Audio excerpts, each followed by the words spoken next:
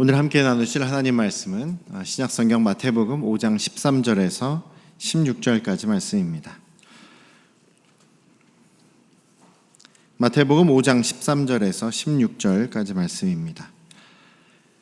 너희는 세상의 소금이니 소금이 만일 그 맛을 잃으면 무엇으로 짜게 하리요? 후에는 아무 쓸데없어 다만 밖에 버려져 사람에게 밟힐 뿐이니라. 너희는 세상의 빛이라. 산 위에 있는 동네가 숨겨지지 못할 것이요 사람이 등불을 켜서 말 아래에 두지 아니하고 등경 위에 두나니 이러므로 집안 모든 사람에게 비치느니라. 이같이 너희 빛이 사람 앞에 비치게 하여 그들로 너희 착한 행실을 보고 하늘에 계신 너희 아버지께 영광을 돌리게 하라. 아멘. 할렐루야. 오늘도 우리 아버지 하나님의 크신 그 은혜와 또 하나님의 전능하신 그 능력이 여러분들과 우리 모두의 삶을 충만하게 역사하시기를 주님의 이름으로 축원합니다.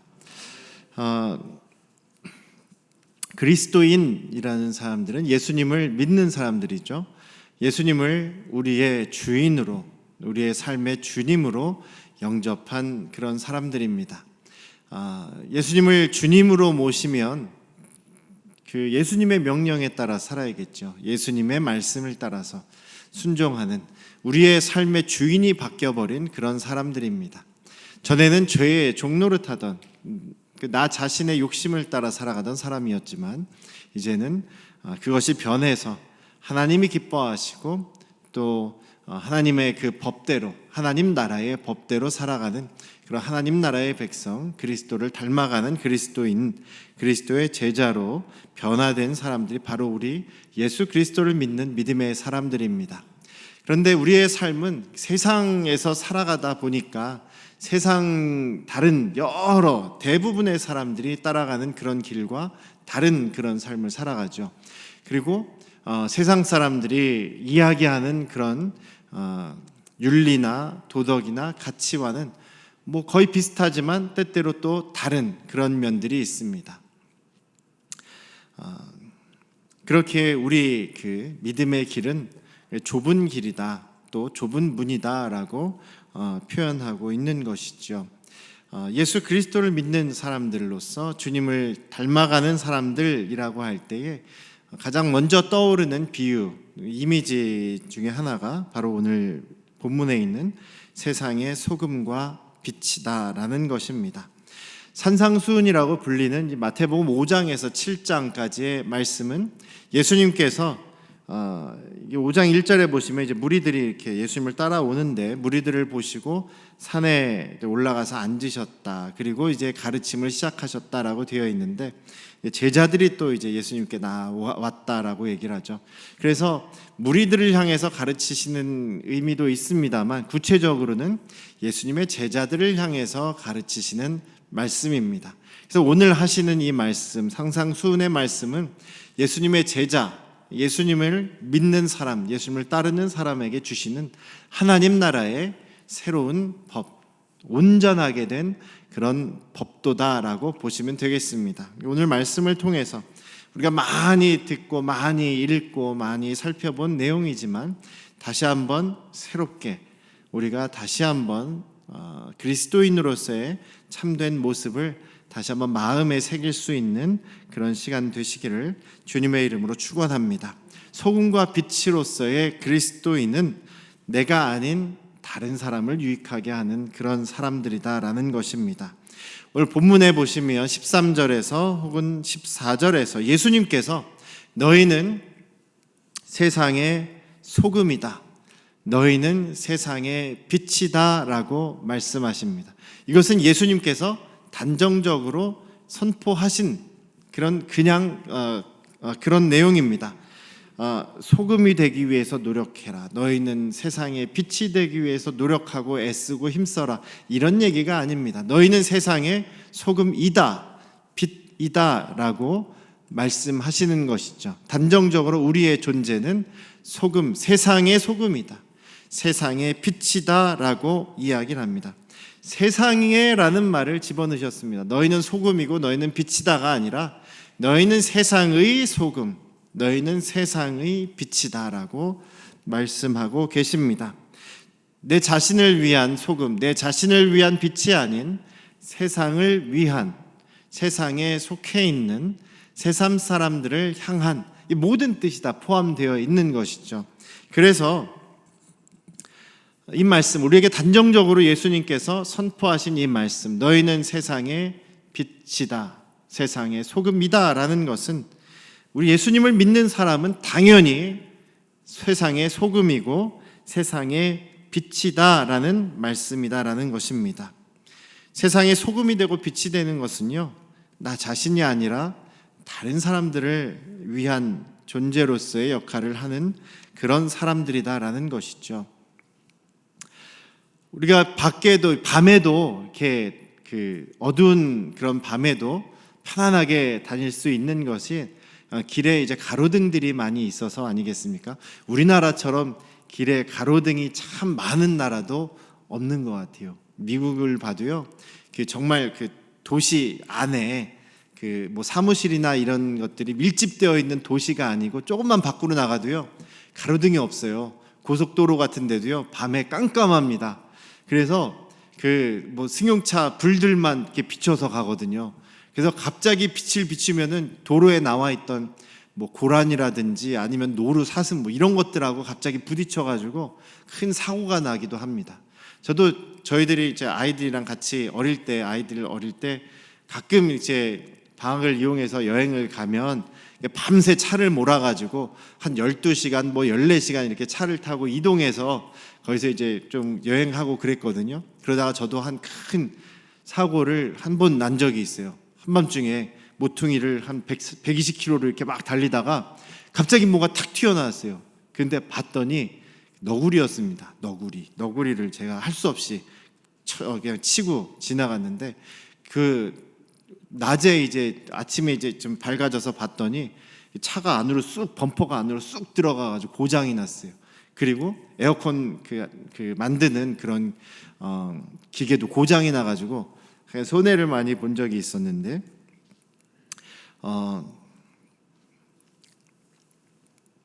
가로등이 별로 없어가지고 어둡다가 갑자기 이제 자동차 빛을 보면은 동물들은 그냥 놀래가지고 그냥 가만히 굳어버린다고 하더라고요. 그냥 가만히 멈춰버린다고 하더라고요. 그래서 사고가 많이 나는데 우리나라 같은 경우는 가로등이 참 많아서 밤에도 안전하게 다닐 수 있는 세계에 몇 안 되는 나라 중에 하나가 바로 우리나라라고 이야기를 합니다. 그렇게 밝은 빛을 내서 어두운 밤에도 잘 다닐 수 있도록 만든 가로등이 이렇게 참 많아서 편한데 그 가로등이 어떻게 시작됐는지 아십니까? 미국의 정치가이자 발명가인 벤자민 프랭클린이라는 사람이 하루는 집 앞에 선반을 하나 만들었어요. 집 앞에 길 앞에다가 선반을 만들고 아름답고 좋은 밝은 등 하나를 거기에 준비해서 올려놨다는 겁니다. 그런데 사람들이 아주 이상하게 생각했죠. 왜 등불은 집 안에 둬야 되는데 왜 밖에다가 기름도 아까운데 비싼 기름을 낭비하나, 그렇게 생각을 했다는 겁니다. 집 밖에 두는 것은 낭비라고 생각을 한 거죠. 그런데 등불이 이제 한 주가 지나고 한 달이 지나가면서 지나가던 사람들이 또 이웃 사람들이 뭔가를 깨닫게 되기 시작했습니다. 집 밖에 등불이 놓이게 되니까 길거리가 그래도 조금 그 주변이 환하게 되지 않습니까? 그래서 거기를 지나가는 사람들이 넘어지지도 않고, 그 당시에 얼마나 길이 깨끗했겠습니까? 굉장히 더러운 길이었는데 더러운 것도 좀 피해갈 수가 있었고, 또 멀리서도 그 불빛을 보고 저쪽 방향이구나, 벤자민 프랭클린 집 앞에 저 방향이구나 라는 것을 알게 되었다는 것이죠. 그래서 한 사람 한 사람씩 자기 집 앞에 길 앞에다가 등불을 하나씩 놓게 되었다라고 합니다. 길거리가 환하게 되었겠죠. 그리고 그것이 이제 가로등, 아예 이 지역 사회를 밝게 비추어주는 가로등이 시작하게 된 시작이었다라고 이야기를 하는 것이죠. 한 사람 한 사람씩 내 집을 위해서가 아니라, 물론 뭐 자기들도 가족들이 저 불 켜진 우리 집 하고 이렇게 찾아가기 쉽게 되는 이득도 있었겠지만, 다른 사람들을 위한 그런 행동에서부터 이 좋은 전통이 시작되었다, 좋은 발명이 일어나게 되었다라는 것이죠. 자기만 생각하고 주변 사람들을 생각하지 않았다면, 나만을 유익하게 하는 것만 생각했다면 가로등과 같은 다 많은 사람들이 유익하게 되는 그런 도구가 생겨나지 않았을 것이다 라고 이야기합니다. 우리 그리스도인들은 사랑 혹은 희생, 또 헌신, 봉사 이런 단어들로 정의되는 사람들입니다. 왜냐하면 우리 예수님께서 그렇게 사셨기 때문이죠.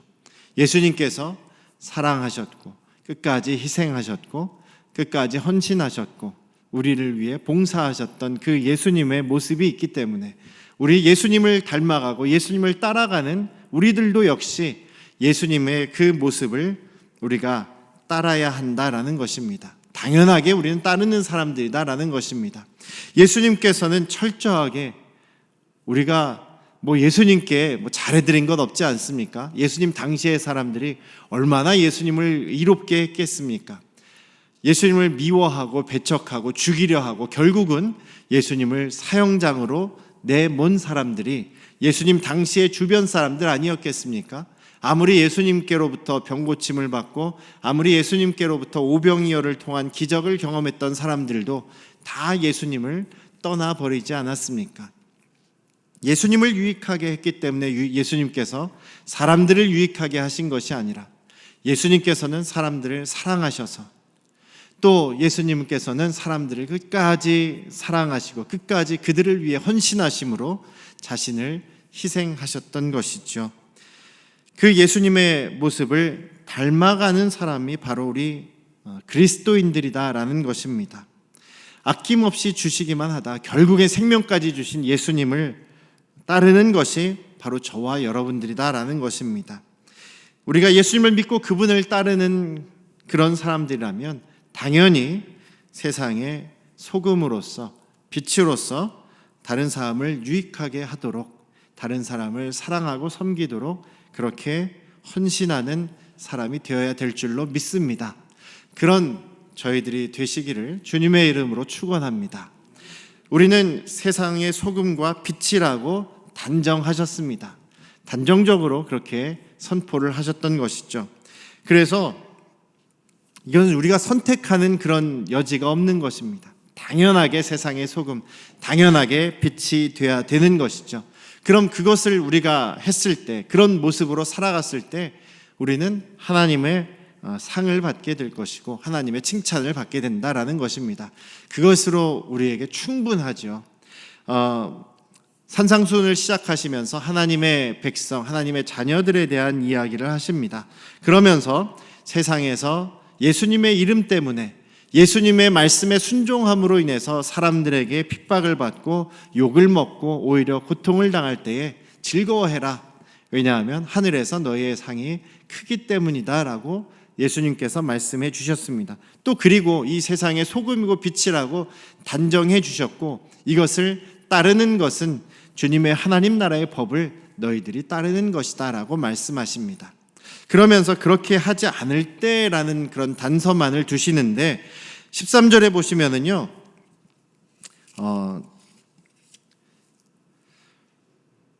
좀 그 경각심을 주는 그런 단어들이 나옵니다. 그 만일 그 맛을 잃으면 맛을 잃어버린다라는 얘기가 나오고요. 그 다음에 쓸데가 없어진다, 쓸데없다라는 말이 나오고 버려진다, 그리고 밟힌다 이런 얘기가 기록되어 있습니다. 우리는 사람에게 아주 소중한 것이라도요 굉장히 때때로는 보잘것없이 여겨지는 그런 경우들이 많죠. 우리 주변에 너무 흔하기 때문에 중요한 것을, 중요성을 모르고 살아갈 때가 참 많이 있습니다. 우리가 호흡할 때요, 공기 중에 있는 산소가 이 산소가 없으면 어떡하냐, 참 소중하다 이렇게 생각하시면서 숨 쉬는 분 안 계시지 않습니까? 우리나라 같은 경우는 또 물이 풍부하지 않습니까? 그래서 물에 대해서 소중하게, 참 이 물 너무나 우리 생명을 유지해주는 물, 소중하고 감사하다 이렇게 감사하면서 물 드시는 분 안 계시죠?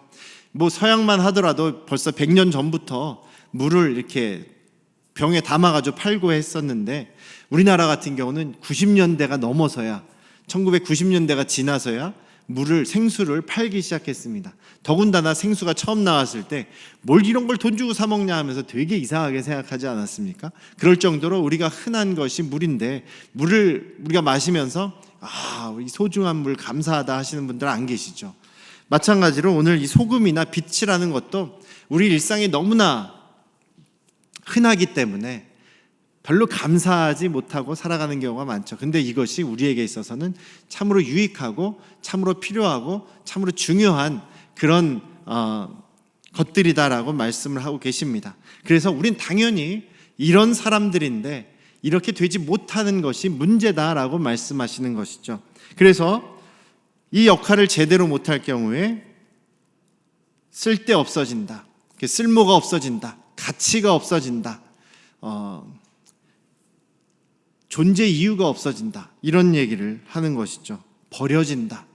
예수님께서 너를 버리겠다 이런 얘기가 아니라 당연히 소금의 맛이 없으면 당연히 버려진다라는 말씀을 하죠. 사람들에게 밟혀진다. 여기 이 세 가지 이야기들은 심판의 때 혹은 심판과 연결이 되는 그런 단어들이다라고 볼 수 있습니다. 심판을 연상시키고 심판의 때를 이야기하는 그런 단어들입니다. 쓸데가 없어짐, 가치가 없어진다라는 이야기죠. 그리스도인이 세상의 소금이 되지 못하면 가치가 없어진다. 그러면 버려진다. 그리고 세상 사람들에게 밟혀버린다.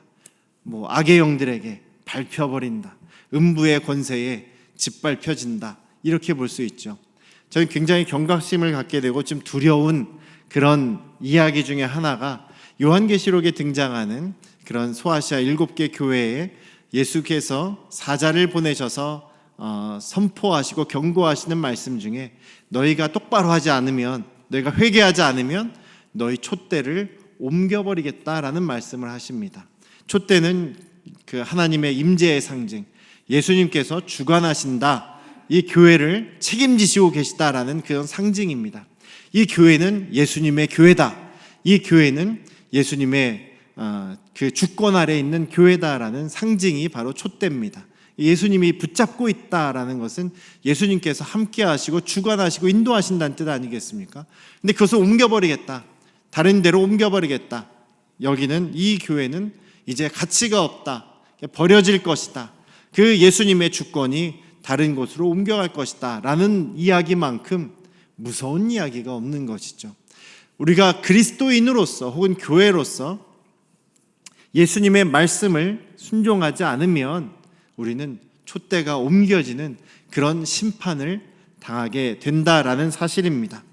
너무나 중요하고 너무나 필요한 소금과 빛, 그렇기 때문에 우리는 당연하게도 이 역할을 감당해야 된다라는 사실을 우리 잊지 않으시기를 주님의 이름으로 축원합니다.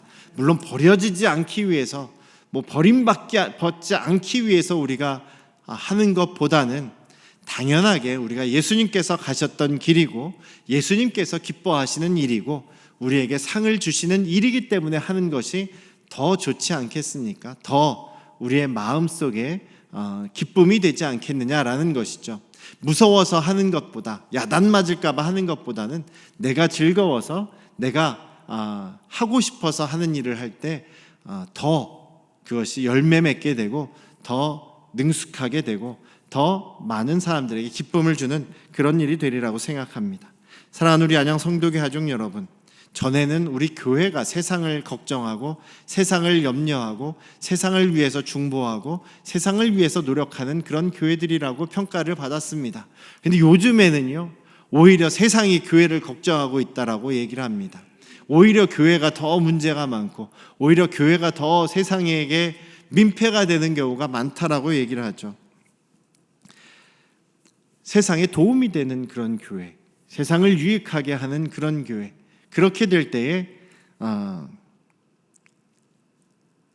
예수님께서는 너희들로 인해서 세상 사람들이 하나님 앞으로 나아오게 된다, 하나님께 영광을 돌리게 된다, 하나님을 바라보게 된다라고 이야기하고 계십니다. 우리를 통해서, 우리가 세상의 소금으로서, 세상의 빛으로서의 삶을 살아가게 될 때, 당연한 우리의 삶을 살아가게 될 때 우리를 통해서 하나님이 영광 받으실 뿐만 아니라 사람들이 하나님께로 돌아오게 된다면 그것이야말로 너무나 우리에게 있어서 큰 일이고 중요한 일이 아니겠느냐라는 것이죠. 우리가 정말 소금으로서 빛으로서의 모습이 되시길 주님의 이름으로 축원합니다. 그럼 그 소금의 일, 빛으로서의 일이 무엇이냐? 소금은 맛을 내는 일이다라고 얘기합니다. 여기에서 우리가 많은 분들이 소금은 썩지 않게 하고 여러 가지 그런 역할들을 얘기합니다만, 예수님께서 말씀하시는 것은 딱 한 가지입니다. 맛을 내는 것. 맛을 잃으면 무엇으로 짜게 할 것이냐, 이 말씀밖에 안 하십니다. 맛을 내는 역할만을 얘기하시는 거죠. 소금이 없으면 맛을 낼 수가 없습니다. 간을 맞출 수가 없죠. 음식에 간이 안 맞으면 맛이 없지 않습니까? 그 음식을 살기 위해서 먹는 그런 경우도 있겠습니다만 먹는 그 즐거움이 참 있는 것 같아요. 그 맛을 잃으면 소금을 대체할 만한 것이 없다라고 예수님께서 말씀하시죠. 그래서 소금은 맛을 내는 그런 역할을 합니다. 저 사람이 우리와 함께 있으면 저 사람이 있으니 참 이 모임이 갈 맛이 나는구나. 저 사람이 있어서 내가 살 맛이 난다. 저 사람이 있으니까 우리 교제의 맛이 나는구나. 저 사람이 있으니까 우리 정말 일할 맛이 난다. 봉사할 맛이 난다. 이런 것들이 전부 다 소금으로서의 역할을 의미하는 일이라고 생각합니다. 여러분들은 어떤 평가를 받으십니까? 주변 사람들이 여러분들을 보면 슬슬 피하십니까? 아니면 어서 오세요 하고 웃으면서 환영하고 계십니까? 소금의 역할이라는 것은 맛을 내는 역할. 여러분들의 가정에서, 친척들 사이에서, 모임에서, 설 명절 때 여러분들은 빠지면 안 되는 그런 존재들이 되시기를 주님의 이름으로 축원합니다. 그것이 바로 맛을 내는 역할로서의 소금의 모습이라는 것이죠. 빛의 모습은 어떻습니까? 위에서 아래를 비춰주고 다 드러나게 하는 그런 일을 합니다. 집 안에서는 또 집 안을 밝게 비춰서 사람들이 집 안에서 일을 할 수 있도록 하는 것이죠. 살아갈 수 있도록 해주는 것입니다. 산 위에 있는 동네가 숨기지 못하고 드러난다. 하늘에서 내리쬐는 쬐는 빛과 같은 역할을 한다. 그런데 그 빛의 역할은 무엇이냐면 저 사람을 통해서 사람들의 삶의 방향을 보여주는 그런 역할이 바로 빛의 역할이라는 것입니다. 16절에서 그렇게 얘기를 하죠. 너의 빛을 사람 앞에서 비추게 해라. 뒤에서 비추는 빛이 아니라 앞에서 비춰주는 빛이다. 사람들이 너를 보고 따라갈 수 있도록 너희의 착한 행실로 너희들을 보고 따라가게 되면 어디로 가느냐? 하나님께로 간다라는 이야기입니다.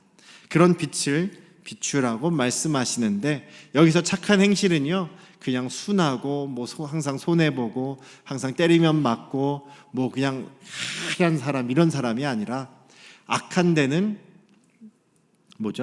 선한 데는 지혜롭고 악한 데는 미련한 그런 것을 얘기합니다. 지혜로워야 되죠. 선한 것을 추구하는 것에 지혜롭고 악한 것에는 우리가 단호하게 끊어버리는 그런 모습이 바로 착한 행실로서 하나님의 말씀을 따라가는 믿음의 사람들로서의 모습이 아닐까 싶습니다.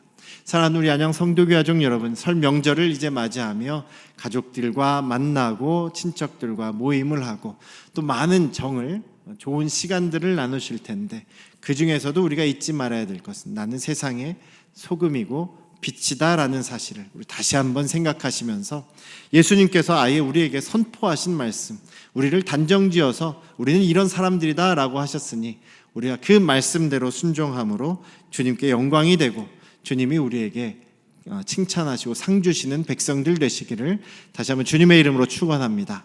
기도하겠습니다. 아버지 하나님, 우리 안양 성도교회 모든 가족들은 당연하게 세상의 빛으로서 또 세상의 소금으로서 존재하는 그런 믿음의 사람들이 되기를 원합니다. 그렇게 살려고 당연히 우리가 노력하고 애쓰는 사람들이 되기를 원하고, 그것이 또 불완전하고 우리는 연약하기 때문에 성령께서 도와주시는 것이 필요함을 고백합니다. 성령께서 또 이번 한 주간 우리와 함께하여 주시옵소서. 다른 사람들을 유익하게 하는 그런 소금과 빛으로서 다른 사람들에게 길을 보여주는 그런 빛의 사람으로서, 또 사람들을 살맛나게 하고 같이 있을 맛이 나게 하는 사람들로서 주님께 영광 돌리는 저희들의 모습이 되게 하여 주시옵소서. 이제는 우리를 죄에서 구원하신 예수 그리스도의 은혜와